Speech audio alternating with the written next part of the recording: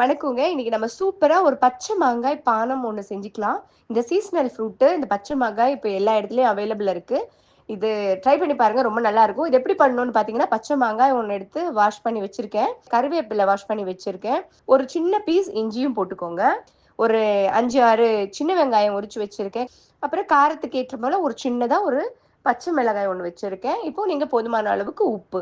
இது எல்லாத்தையும் மிக்ஸியோட ஜார்ல போட்டுக்கலாம். எல்லாத்தையும் போட்டு நல்லா அரைச்சிடுங்க. அரைச்ச பிறகு வடிகட்டிக்கோங்க. வடிகட்டிட்டு ஒரு கிளாஸ்ல ஊத்தி அதுல கொஞ்சம் ஐஸ் கியூப்ஸ் போட்டுருங்க. ஐஸ் கியூப்ஸ் போட்டுட்டு நல்லா அலங்காரம் பண்ணிக்கிறதுக்கு இப்போ யாருக்காவது குடுக்குறீங்கன்னா, நீங்க கொஞ்சம் கறிவேப்பிலை, இந்த மாரி மாங்காய், பச்சை மிளகாய் அது மேல வச்சு குடுத்தீங்கன்னா ரொம்ப நல்லாருக்கும்.